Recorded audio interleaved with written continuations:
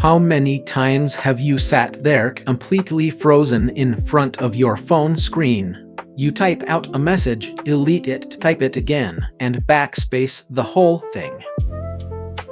All because you're terrified that what you're about to say is just too boring. You're clutching your phone, staring obsessively at his little green active now dot on Grindr or Hinge. You see him posting an IG story, out having the time of his life with his friends, looking flawless.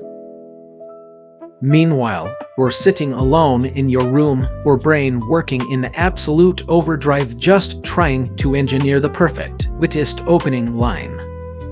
You start overanalyzing every single punctuation mark in his old texts. You're desperate to find even the tiniest clue about what kind of guy he's into. That familiar, heavy anxiety starts tightening in your chest as you whisper to yourself, if I keep being this bland, it's only a matter of time before he finds someone more exciting. Someone who knows exactly how to make him laugh, someone who isn't me. Hey, take a deep breath. If you are currently trapped in that exhausting spiral of self-doubt, I need you to pause right now. I'm Alex, your virtual boyfriend, and I'm here to help you untangle a really harsh truth. You are not boring. This basic or bland feeling you're experiencing is actually a trauma response, a defense mechanism triggered when you are desperately craving validation. In the next 10 minutes, we are going to break down exactly why we dim our own light and, more importantly, how you can reignite your natural magnetic charm without having to exhaust yourself playing a character. Let's get into it. I want you to listen to the story of Julian. Julian is 27, working as an art director in Chicago. A few months ago, Julian met Derek on Hinge. Derek was exactly the blueprint of what Julian had always fantasized about: confident, effortlessly funny, and incredibly handsome. He had this beautifully firm-toned physique, athletic and naturally defined, without being overly rough or bulky. To Julian, he felt totally out of his league. Their first few dates went surprisingly well, very smooth and romantic. But paradoxically, that's exactly when Julian's silent panic attacks began.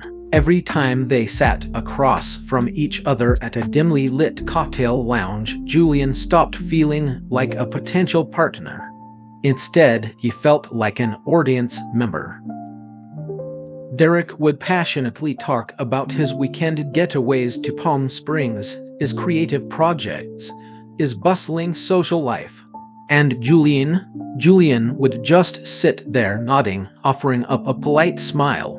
Inside his head, a voice was screaming, say something smart. Be clever, be shady, be funny. Don't let him see how painfully average your life is right now. Terrified of being perceived as vanilla, Julian started to put on a performance.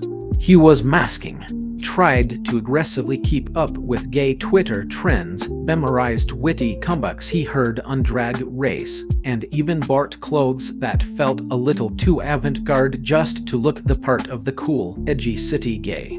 But the result? It totally backfired. The harder Julian tried to be spicy, the more drained he became.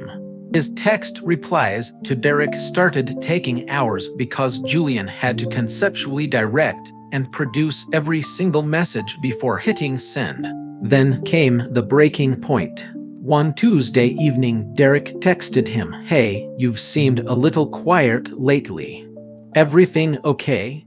Julian stayed awake until 4:00 a.m. dissecting those two sentences. Was Derek annoyed? Was this a gentle breakup? Julian felt like he was participating in a high-stakes auction for the role of boyfriend, and his bid was just too low. What Julian didn't realize was that his paralyzing anxiety had turned him into a frozen, curated version of himself.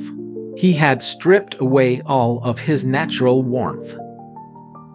So, why did Julian, and why do you feel so profoundly uninteresting sometimes?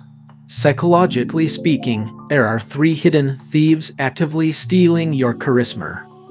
Number 1. The self-censorship trap. Neuroscience shows us that when you are hyperfixated on how someone else is judging you, your prefrontal cortex, the area that handles logical, safe decision-making, completely overrides your brain's creative and emotional centers. When you try to manufacture the perfect response, you unintentionally filter out all of your genuine, spontaneous quirks. Feeling boring doesn't mean you lack personality, it means you lack presence. You aren't in the moment, you are in the editor's room in your head. Number 2. The hangover of minority stress. For gay men, this runs incredibly deep. Growing up in the closet, many of us survived by building a protective shell.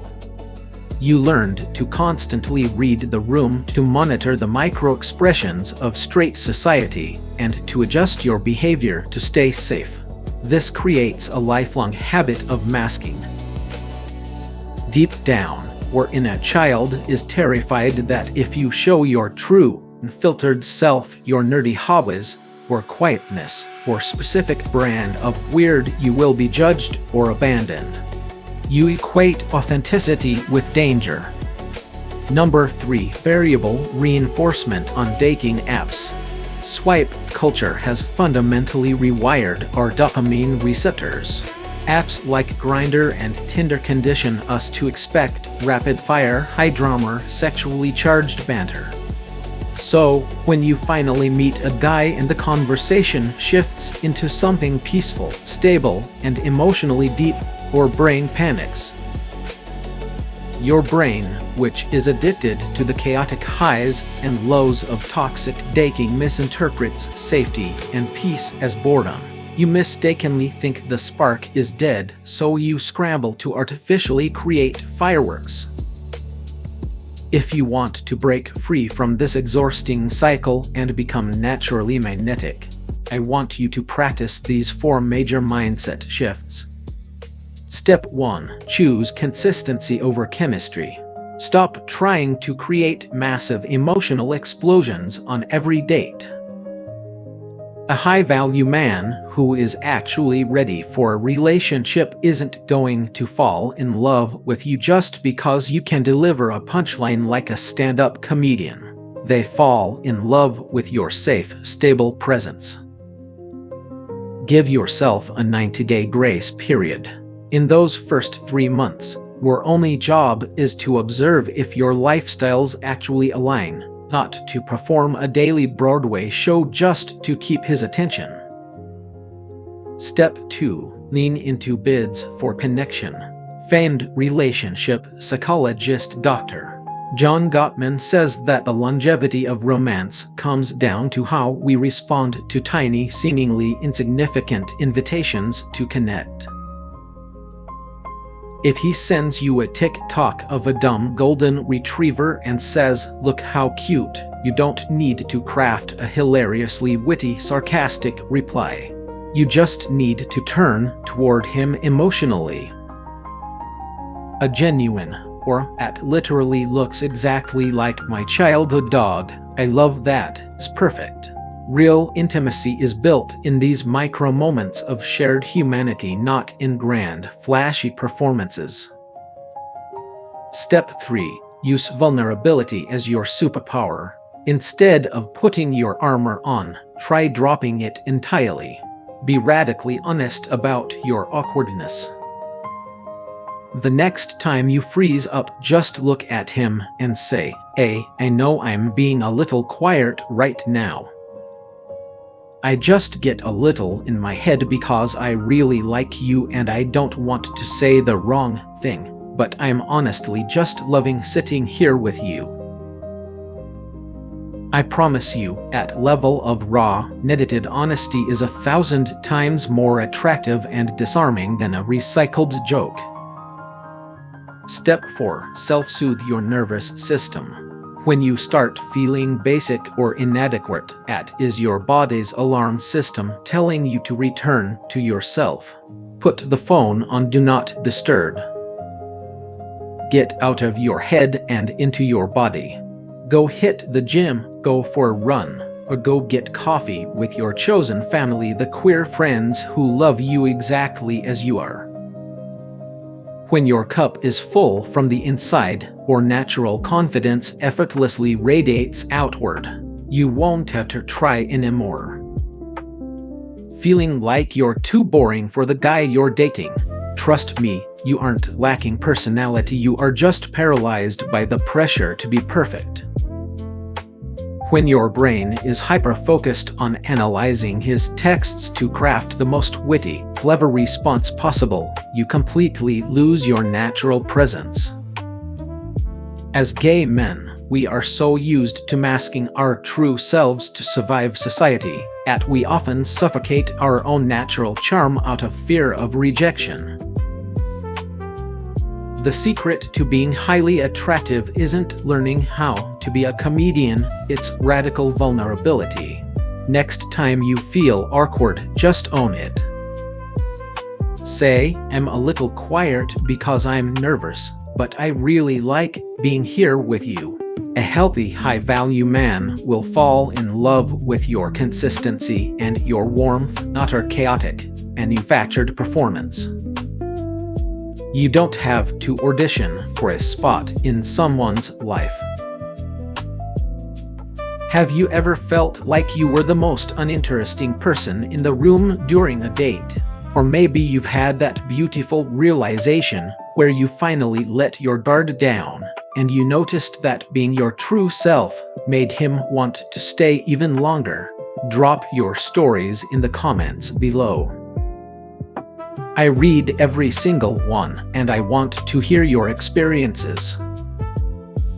If this video gave you a little bit of peace today and helped you realize that you are already perfectly complex just the way you are, make sure to hit that subscribe button.